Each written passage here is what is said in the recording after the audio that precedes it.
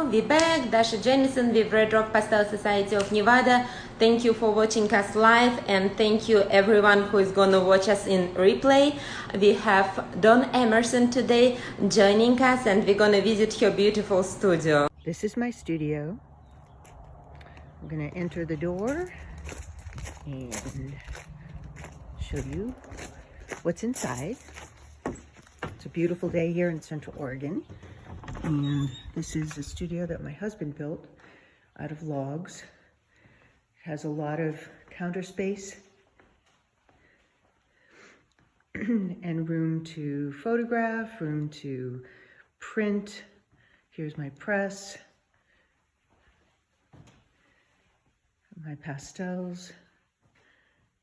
I usually work with 2 easels at a time on, sorry.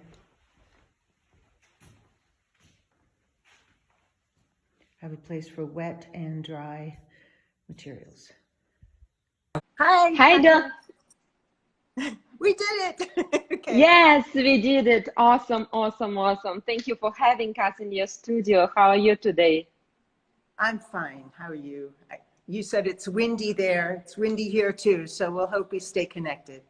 Yeah, me too. So we have a lot of people joining us, and everybody is excited to see your studio. We did post a clip, what you sent us, and you wouldn't believe the comments. Like a couple of people ready to move in with you already. Yeah. Well, I'm not that far from you, and I think when the situation with COVID relaxes a little bit, I will be opening the studio up for people to come here to take workshops with me here. So you should keep in touch with my website, and I will also be on Instagram and let people know when that happens. Yeah, you did a great job on going live on your own, and you like from the start have tons of viewers. So we hope, yeah, we hope to see more of you on Instagram, and definitely I'll stay in touch. And we're gonna talk about the amazing offerings what you have. Little Bird told me what you're doing something special right now. Yeah, so we're gonna talk about that later. So can you please tell us how did you start it with a pastel? Like why pastel? Why pastel? You know what? I think it was when my brother and me were, when I was very little, an art teacher of my father's painted us in pastels, and my brother and I posed for him.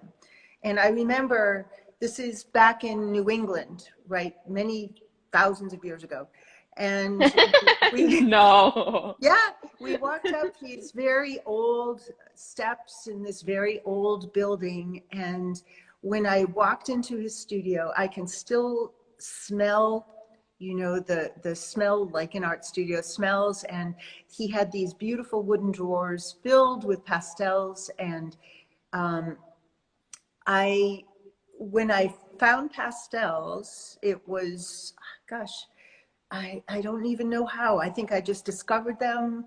I started to smell them, and it was something that I just felt like they were the thing for me because I love to draw. And I started taking classes with Harley Brown, the portrait artist. And when I saw him work his magic, I just thought, this is exactly what I want to do. So I think it's, for many of us, we love the color.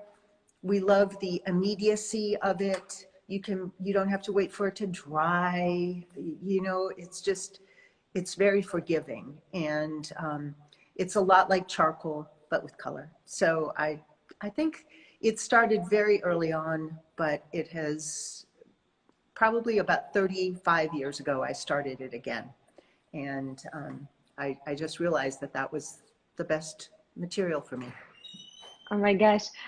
Do you still have those portraits? Like, can you send us a picture of them? That would be cool. You know what? It's at my mother's house, so I don't have that. But he captured everything perfectly. And, you know, it was just, it's a treasure. It's buried someplace back in New England, but I go and look at it whenever I visit. So I think he has long since died, but You know, it's pastels last forever. They do, and it's very interesting what a lot of people do not realize that. And I happen to be in Getty's Museum and see Leotard's work from 18th century, and it's as beautiful as it once was, and Koreas and stuff. So that's something what education and art educators like you can tell to the general public too. And we all, as an artist, we can tell about how beautiful medium of pastel and what it's as beautiful as oils and as other mediums. But you do experiment a lot, and another thing what has unique smell to it is a fresh print. There is nothing like a fresh print. Can you tell please about your experience with printmaking? So it was about 2008, and this woman moved into our community who was at that time 75. She was already retired and had been teaching. She was a master printmaker, and she, with her own money, started this printmaking studio, an atelier in our town. And her goal, her mission was to meet, I think, every artist in this area and in all of Oregon, and to teach them about printmaking. And what that did, because 2008 was such a bad year, you know, financially, Yeah. I just became a member and absorbed everything. I was the worst printmaker in the world. I mean, I could make every mistake. And that's the only way I learn, apparently, is to do everything wrong. And I But realized, then you know, yeah, right. So it's like you know, like what everything you can do. So so a lot of times I would try to fix my prints with pastel. And then I realized, whoa, this is great. You know, I can cover up all of these mistakes. But what I did not realize that would take me the next 10 years to discover was why all of the painters that we look up to now, all of the dead people in the museums, they all were doing printmaking. They knew about printmaking, and they would do etchings and wood carving, and they learned all of these things so that they could learn how to draw better. And my teacher, this Pat Clark, said that printmaking teaches you to draw better. And I didn't understand that at the beginning. I thought I could draw okay, but when I started to do monotypes and do it in a subtractive way where you start with dark and then you pull away the lights and you make marks with all kinds of tools that may not be traditional artist tools, you know, I started to play again, and it felt so freeing. And you learn to live with those unexpected marks and get these results that you cannot pre-imagine. And as a result, I think over these years, I just keep playing with my press, with transfers off of wax paper, which I can show you later. A very quick demonstration, very quick. And people who have taken my class have seen me do that, and I'll do the best I can. It will only take a couple minutes. But it makes it so that drawing becomes alive and feels totally different. So it's not just drawing with charcoal, it's not just with pencil, and it makes everything more, just more exciting, you know? So that's it for printmaking, kind of in a nutshell. And it's such a lovely way to push yourself and to grow. The press becomes like a partner in your studio, so you don't feel so alone, you know. And the press don't feel lonely in the studio. Yeah, well, yeah. You know, you talk to the press. You have a friend. My press has a name. I call it Presley, and Oh. you get to know it, you know, like another person, and it helps you. That's really cool. And I see a comment. Aldro says Dawn is the best teacher, and I know a couple of your students are watching us. And I want to say thank you to Anna. I think this will be better slide. She took your workshop in Tubac Art School along with Anastasia. So they were so fun, and like they say, they learned so much. And about a year ago, we all had a chance to see you at IEPS 2019. I think it was you had a workshop. A lot of my friends and members joined it, but also we seen you on the main stage for one of the events where you guys did paint around. That was wonderful. That was so much fun. I remember, you know, I had no idea why everybody was clapping. So I looked around to see what other people were doing. And I don't know, everybody on that stage was working so quickly. It was just a great amount of fun.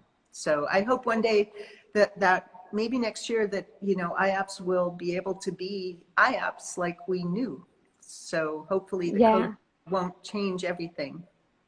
Yeah, we hope so too. And just it's about like a year mark. So Instagram, your phone, everything sending you memories. And of what was it like a year ago? And it seems like totally different universe. But we're here now, and let's see your studio. You ready to show us something? And we're gonna talk more. You want me to show the camera? Yeah. Okay. Yeah. Okay. I hope I can do this well and won't make you seasick. Yeah, we will see. Let's whatever you can. Okay. All right. So in my studio, it is a log studio that is, how can I do this? So those are the logs, and let me just see here. Okay, all I'm getting is me, and I want to reverse the image. They will be in a left corner button with two circles, and you can press it and it will switch the camera. Okay, hold on just a second. I'm gonna put on my glasses, maybe I can see. There. Yes, you did it great. Awesome. So I have a lot of counter space, so I can work. I don't think you can have too much flat space area. These are some examples of monotypes. Can you see okay? Yes, absolutely. It's great. Okay. Thank you so much. These are done, monotypes just done with oil paint. And, you know, the logs don't make a flat surface, so it's hard to draw on the logs. So I have a couple of easels that I use. This is an area that I photograph in and will do demonstrations in. This is Presley, the press. Hi, Presley. He says hi. And so my studio is big. It's like 1,200 square feet inside, with everything moves around on it. That's a wood stove to keep me warm in the winter. And then I set myself up like in a U. Let me just bring you back here. So this is like a U shape with my pastels and dry materials on the left. There is an easel here, and then there's another easel there. And this is a runway, so I can do a waltz with my easel back and forth, you know, 20 feet away from what I'm working on, and constantly go back and forth, which I think is super important. And then on the right side, there's my computer, but normally this is a big glass palette that I use for my ink to roll it out on, and another palette if I'm going to be using mixable oil or something. I can keep it all, you know, separate. I have tons of paper in another area that is a storage room. So It's, here's my pastels. This is my pan pastel set, and then a bunch of other pastels. So I've been using a lot of the Blue Earth pastels, the Diane Townsend pastels, and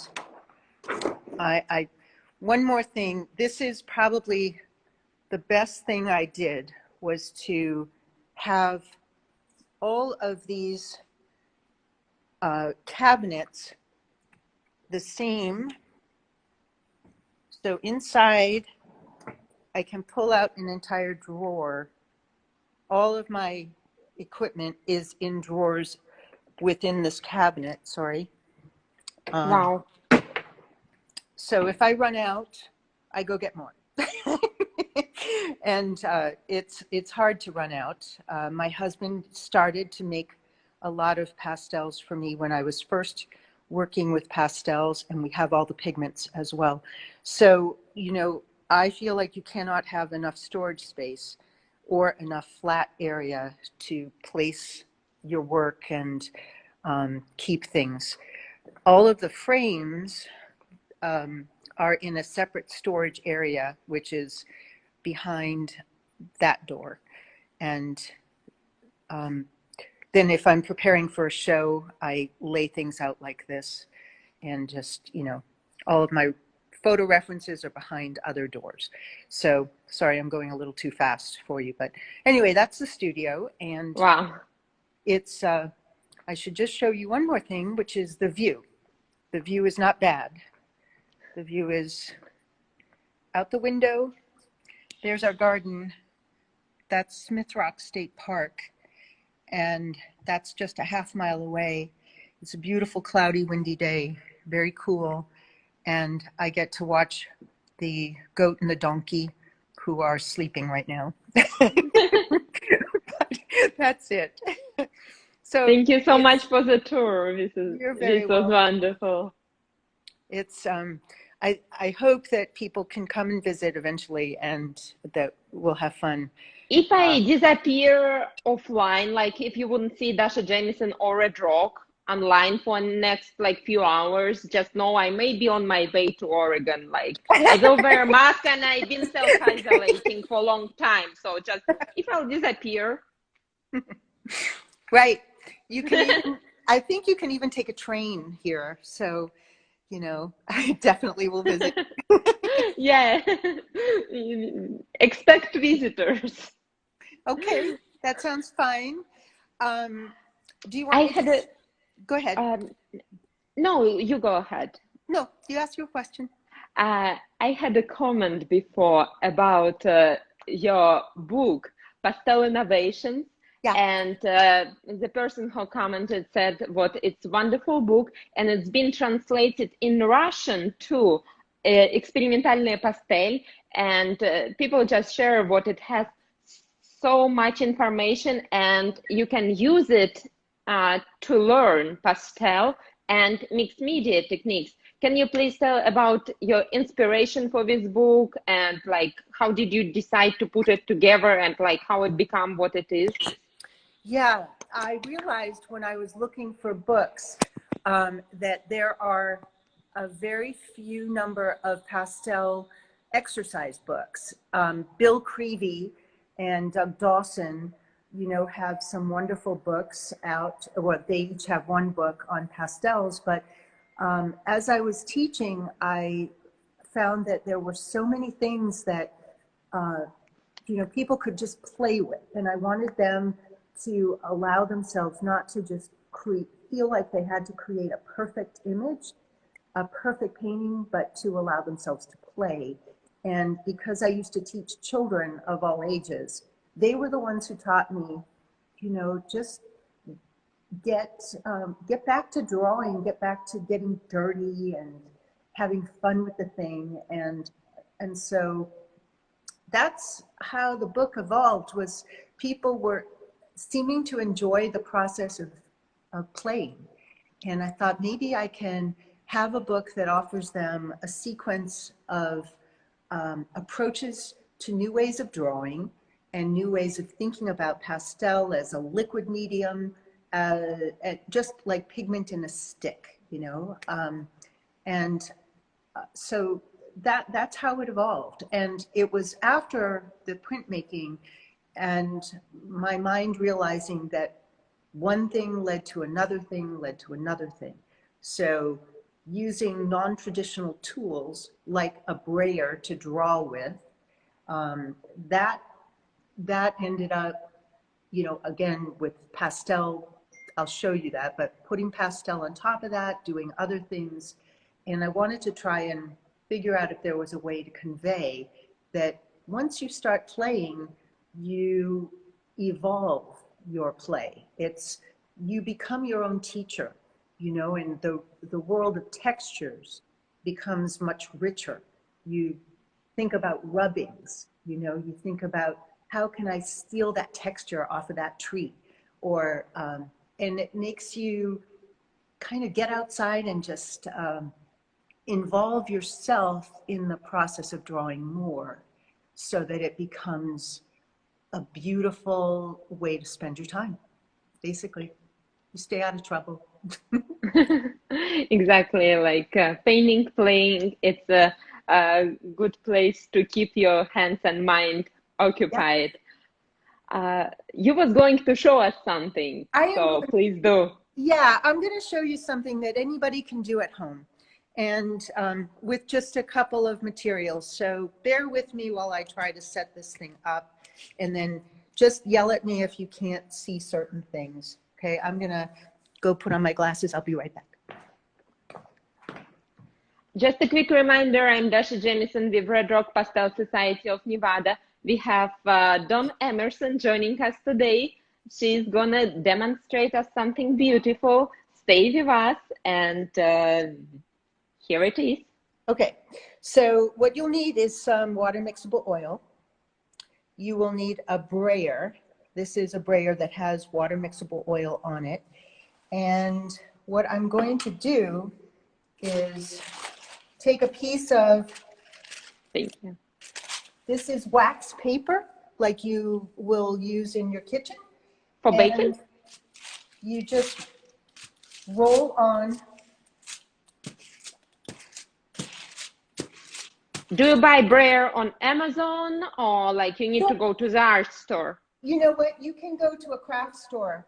This is a speedball brayer. It's about 4 inches, and you can use any size. Let me go get some more ink. This is kind of pale right now, and we want it a little bit darker. Hold on.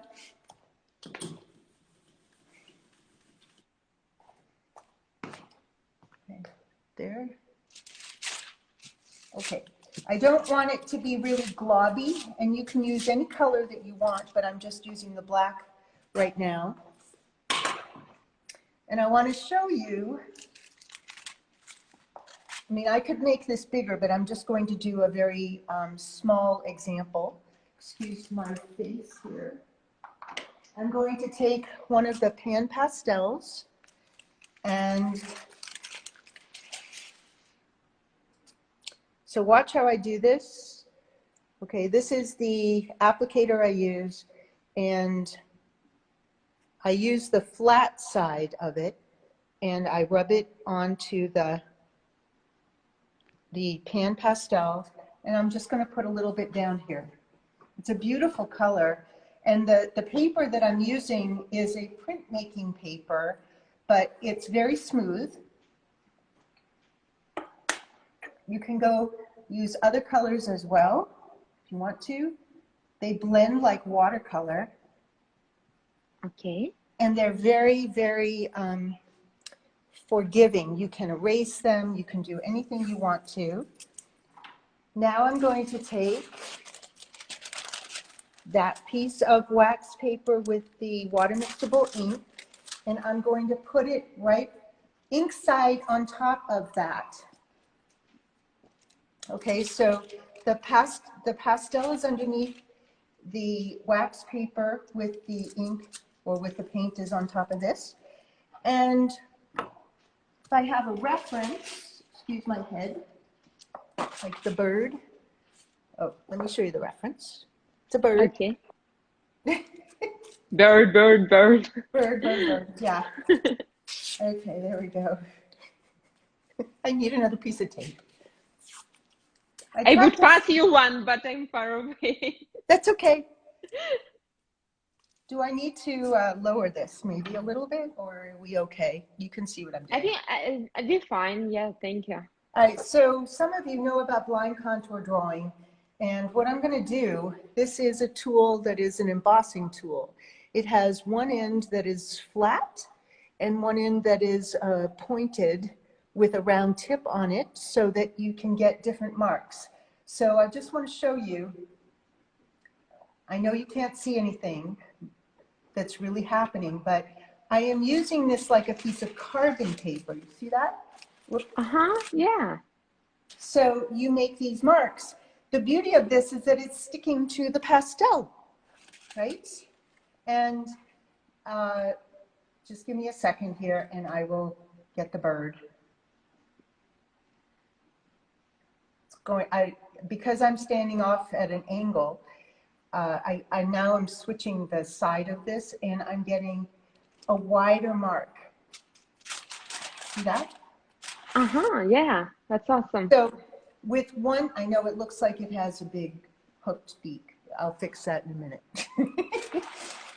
You can use your fingers to get tone in here. And you can start drawing with your fingers if you want to. I can use combs, I can use all kinds of things. And you can do this either flat or vertical on your easel. But it makes you create different kinds of marks and textures, and you get all of these different variations of dark and light with just using different tools. So here, if I want to add some, there we go. If I want to get this kind of thing in here.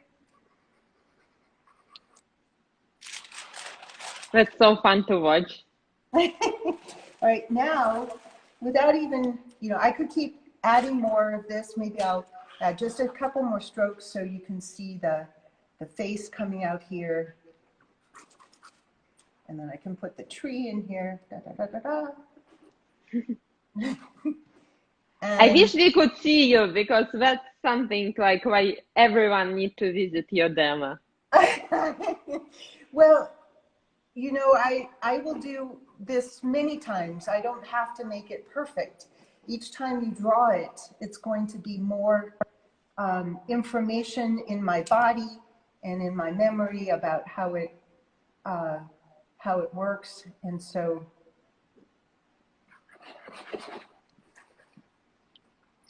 this lovely thing is that it's just off of a piece of wax paper. You can see the bird coming.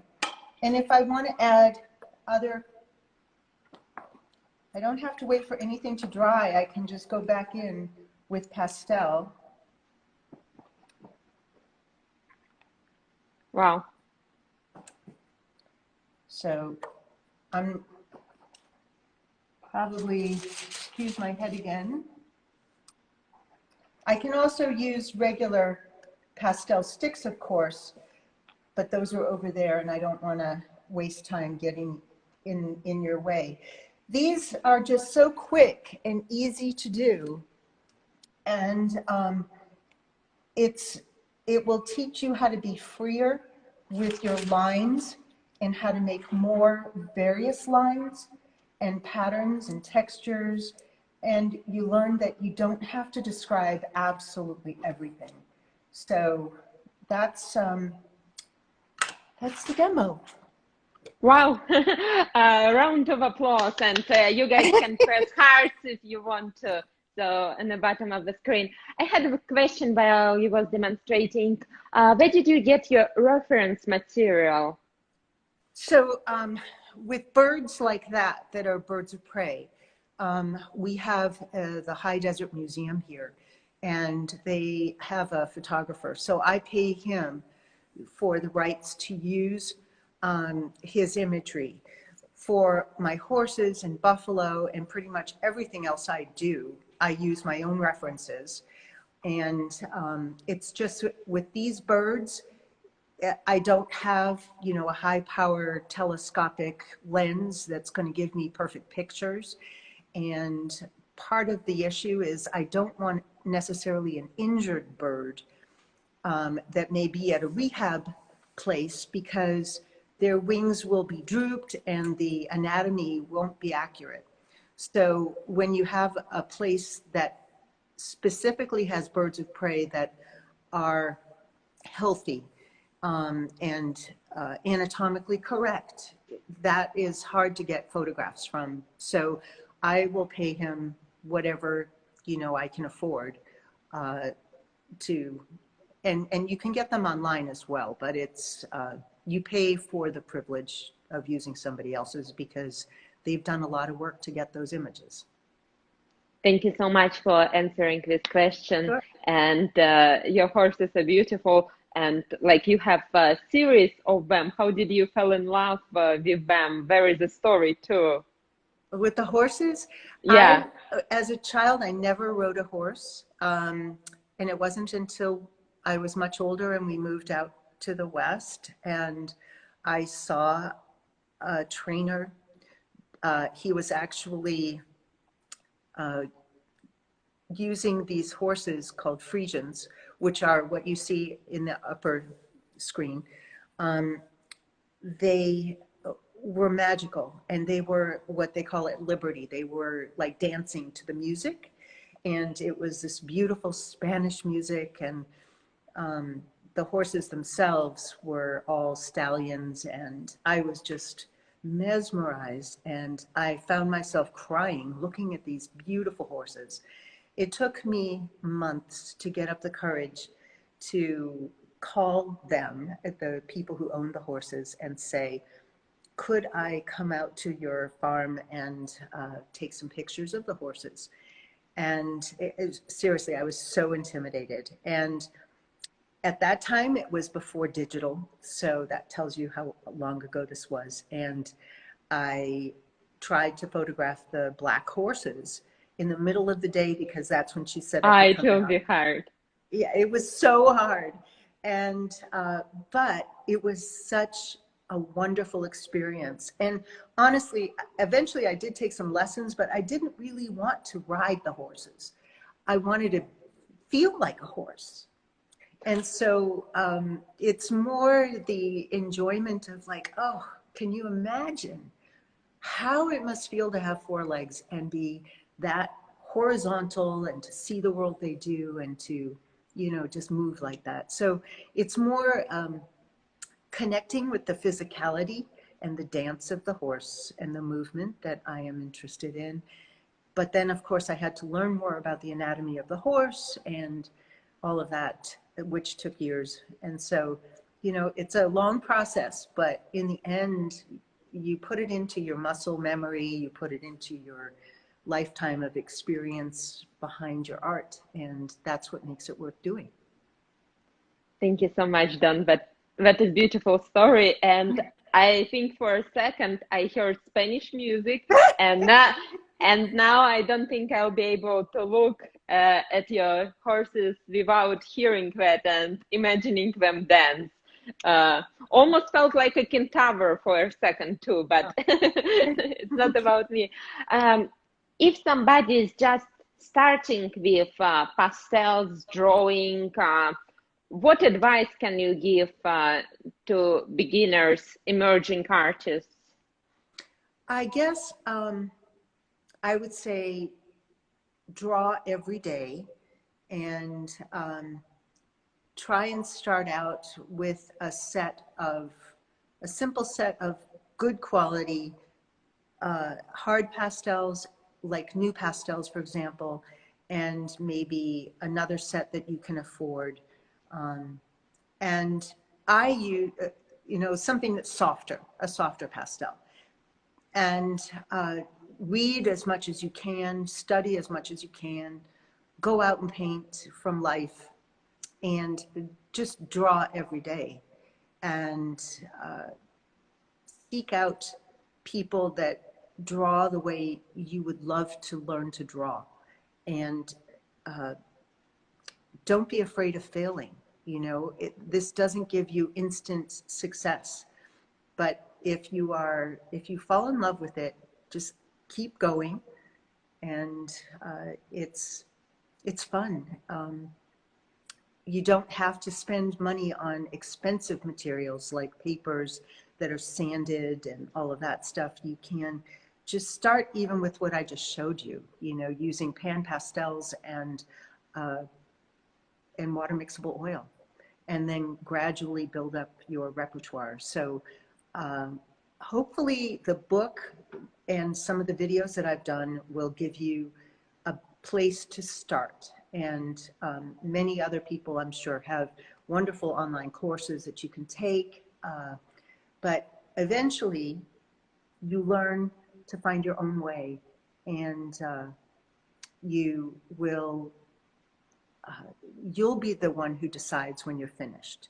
It doesn't have to be every detail, but feeling confident about drawing is a big help. So draw every day. Thank you, Dawn. Yeah, that's best advice, and thank you for sharing it. There was a couple of questions what will disappear. So yes, one is been answered, and second question was, when did you decide to use additional things in your drawings like clay tools, combs? Can you elaborate on that? You know, that was a result of what I just showed you with the that transfer method. It's called a trace monotype. It's one way of doing a trace monotype with the wax paper and the water mixable ink. And the thing is, try everything. You can draw with your shoe. You can draw with your elbow. You know, draw with your nose if you have to. Don't think that you have to, that the tool that you have is going to give you the magical key to being able to draw better. You want to try everything and find something new that even you don't know you can do. You know, a lot of people, they say you love to fish, right? Not only can you start to draw fish, but you could draw with the fish. You could, you know, you could take the end of my glasses here and draw with that, or use something that is, draw with a rock. So make it come alive like a child would, and think more like a child. So just Play. whatever keeps you playing, I Yeah. think is advice. I know something what you've done to get better in drawing and painting. What you've been creating 3 paintings a day for 100 days, if I'm not wrong, or was it longer?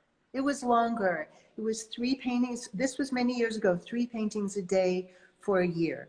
So by the Wow. time of it, you know, you end up with over 1,000 things, 1,000 drawings or paintings. And I think the most important part of that is to learn that if you fail one day and everything goes in the trash, that the odds tell you that the next day you have a better chance of getting a winner or a successful drawing. Were they big paintings? No. No, they weren't big. But 4 by 6, you know, 3 a day. 3 a day. It can be as big as you can make it, you know, or as small as you want to. But I think the idea is that you put the intention behind it to go out and to find something to paint. Don't spend your day trying to find the perfect subject. It doesn't matter. And, you know, that was the most instructive thing, because I certainly didn't want to go out and paint every day, but I made myself. And you learn that, like any habit, that this becomes something that's not only okay to do, but it will feed you and make you happy, even if you do terrible work. That's the goal to get over, is not to beat yourself up about not having a piece that you can put in a frame, right? It's the process that truly is the the reason to live for us artists, you know, just to be out there watching a cloud, noticing a bird, anything that helps you feel okay about the world, especially in light of what the world is going through today. Thank you, Don. I am trying to read the question below, but how to teach yourself to have a good feeling, go space in. So, yeah, you got the question. And Anna been taking your classes on Artist Network, I believe. So she's really going into depth with the questions there. the idea of space is to look at each space as one of those elements, the 7 elements of art. And I talk about that early on in the book, I think in the first couple of pages. So space is does not have to be always realistic. And in many of mine, the colors are not realistic. The feeling of space is manipulated so that it's not just one light source. If you are a realistic painter and you want to convey exactly the kind of space that you're creating, that you're representing, then you do need to really practice diligently about how to capture form through light and shadow. Eventually, if you get tired with that and you want to do other things, you start like with the cubists. You know, they were manipulating the feeling of space and pushing things back and pulling other things forward, or showing multiple spatial references at one time that couldn't really exist. You can have imaginary space, and just the space itself can be symbolic. The space and time element, or the energy element, those are, you know, you work with those things. They're almost intangible. But I'm not sure if I'm being clear, but recently my work has been about trying to manipulate the positive and negative shapes. I want you to discover something, not just to see it as, oh, that's a deer, but I want you to say, oh, I didn't even see that other deer. And this image behind me will probably show that best.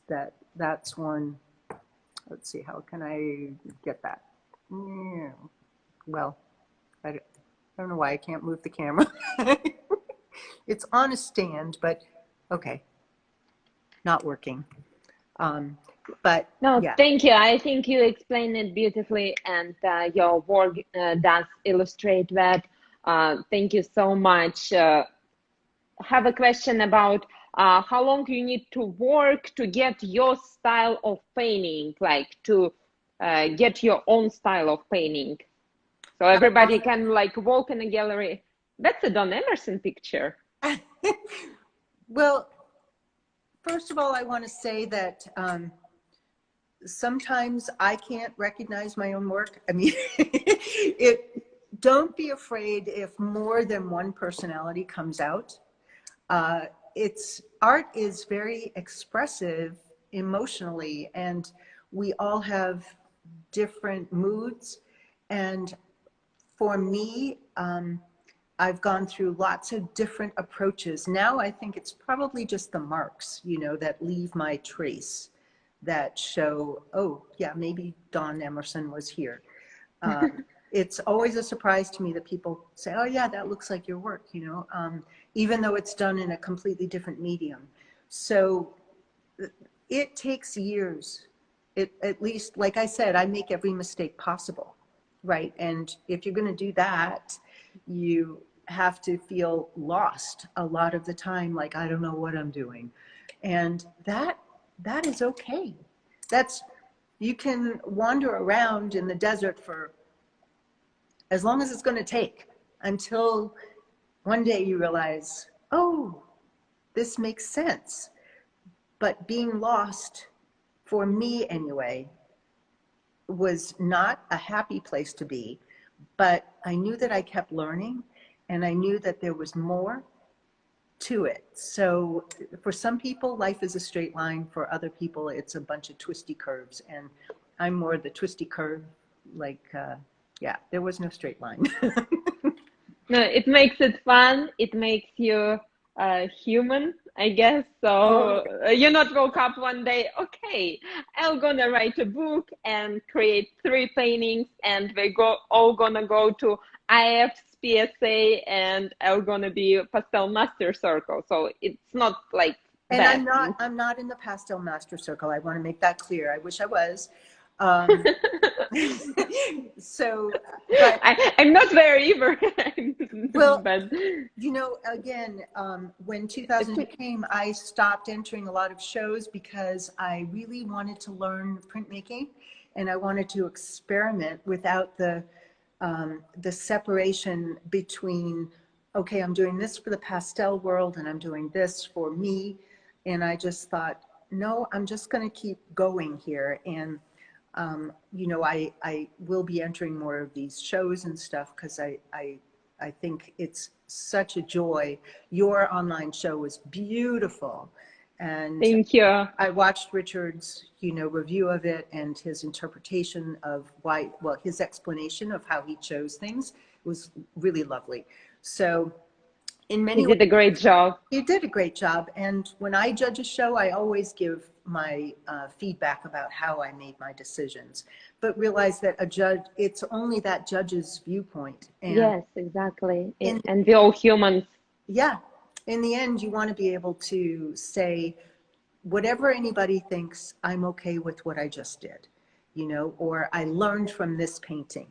Even if you throw it away in the trash or I burn it in my stove, it's a learning process every single day.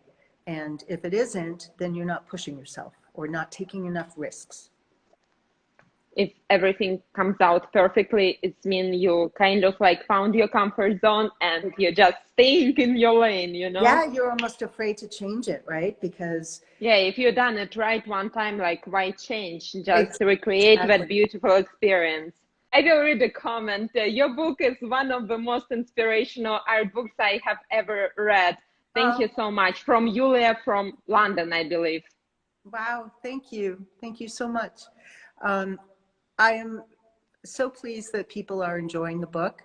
And there will be another video demonstration that I'm going to be doing in a couple of weeks. So I will be putting that on Instagram too, about a brand new technique that I've worked on and I'm just thrilled with. So, you know, for what that's worth, I don't want to stop learning new ways to use pastel. It is one of the most unbelievable materials, and you can do things so quickly with it. And then, you know, oil sticks, water mixable oil, everything together, cold wax. I haven't used cold wax yet. I know some people love it, but you can combine rubbings with all of this. And it's just think about layering and building and sculpture. And yeah, don't be afraid to try new things. Thank you, Don. And Anne is saying, Don Emerson changed my life. Best mentor ever. And Thank you, I Anne. know, and I know other people who took your workshop will say similar words. I heard so many wonderful reviews. And you're doing something special, private and semi-private mentoring sessions, what you're offering right now. Can you please share with us how to go about it? All you have to do is email me at daunemersonart@gmail.com, and I will get back to you and send you a questionnaire and tell you about the payment plans and stuff like that. But I was asked if I wanted to do online teaching, and truly I don't. I'm not good at it. You can see I can barely manage my phone. You're wonderful. It's what I was thinking when you did demo, like you're natural, so like don't need to do anything. So well, no, but we all more critical of ourselves, I guess, than of other people. We are, but I think I love working with individuals and helping them realize a goal. And for me, it would be very difficult and frustrating to not be able to work more closely with individuals. So that's why come to the studio or work with me by WhatsApp, or we could do Zoom, or we could do all these other things. But then I get to know you. And it's in some ways even, there's no substitute for a real workshop where people are in Exactly. the same room, because you learn from the other people in the room. And yet, if I can see how you're working and you can ask me specific questions, I can answer them for you in light of what your background is. I feel like the mentoring can be very, very positive experience, and can manage through the distance of space and time, you know, where people live. So I'm really thrilled to be able to do that now, because all of the workshops have been canceled. So I'm here, and it's a treat to be able to work with people. And again, Anne is saying what one-on-one mentoring is fantastic. She lives on the East Coast, and you don't live in Oregon, and you were able to critique and mentor very effectively this way. So way to go, and that's really interesting and exciting what it will be available for more people. Thank you for agreeing to doing that. A lot of artists just don't have time for mentoring, and creating that time and a desire to share your knowledge with all the emerging artists. That's wonderful. Thank you for doing that. It's my pleasure, really. I learn too. That's the best way, when you can exchange and it becomes a process. Yeah, absolutely. There is one person in New Zealand who asked me if I would mentor her, because I couldn't go to New Zealand, obviously, this spring. And she worked very, very hard. We had a once-a-week meeting, and it's for like 50 minutes, 55 minutes. And boy, the more work you do during that week, the more you will benefit from it. So whether it's twice or 3 times a week, that's almost too much, you know. There's an awful lot to pack into 1 week, or a 5-day course or 3-day course in a regular workshop. But when you can spread it over a period of time, and you're motivated to do work. Oh, I honestly was afraid to ask Dawn to be my mentor. Is that? Oh gosh. No. Anna, yeah, it's I don't know. It's Anna. She's I know she's learning on Artist Network. It's a different Anna. I think we have 3 of them watching us right now. So no, now you can see what nothing to be afraid, and you can write an email. That takes a lot of courage. Exactly. You know what? And I'll probably, send you to the book and have you start with the book. So it's like having a partner, me, with the book, and then you can refer to that, and you do those things, but I give you feedback immediately. So it's, and you can do it with a friend if you wanted to. So, you know, there are many ways that we can work it out, but there will be a limit to the number of people I can mentor, obviously, because I'm doing my own work in the studio, but, you know, it can work. I mean, we all have to adapt. So that's what I can offer right now. And you said you're preparing for your own show. Yes, I'm preparing for my own show that hopefully will happen in September. And even if it's not in person, it will be online at the Mockingbird Gallery. And it will be up for the entire month of September. So it's there'll be smaller pieces because it's harder to afford framing right now, right? So yes, it is. So we do a lot of little ones, and sometimes that's even better. I have just a couple big ones, and you know, a lot of little ones. So thank you, Dawn, and please keep us posted. Now you have a huge following on Instagram, so we will be waiting updates for you here. And you will be getting a lot of emails on mentoring requests. And I wanted to thank all of the Russian women who have, well, first they brought me to Russia last year, to Moscow. We had a great time. And for translating the book, and then for being at IAPS. And you are all so beautiful and a breath of fresh air for the pastel world. You're young, you're energetic. We need you promoting pastel. It is so such a privilege. Thank you for interviewing me. Oh, thank you, Dawn. It was wonderful, great experience, very energetic. Like, I do really want to go paint now. Like, I'm like, okay, we're done here. Let's go all painting, and I need to drive to Blackheart to get my like new tools and stuff.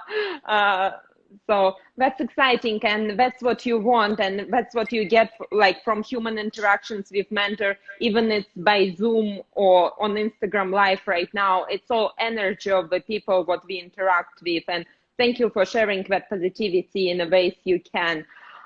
Thank you to all Red Rock team, all the viewers. We're gonna save interview. It will be available on Instagram TV and later on YouTube. Stay tuned. Look at our show online. It's still up at redrockpsnv.org. Join our society. Direct message me if you need anything. So thank you, Dawn. Love it. And I hope to see you soon. Thank you, Anna, again for giving Anna. me, for giving me bravery to send this original email. And thanks, Internet, for making it possible. Thank you all for watching. Thank you, Dawn, and see you soon. We're gonna keep doing that. Have a wonderful day. Okay. Thank Bye. you. You too. Bye.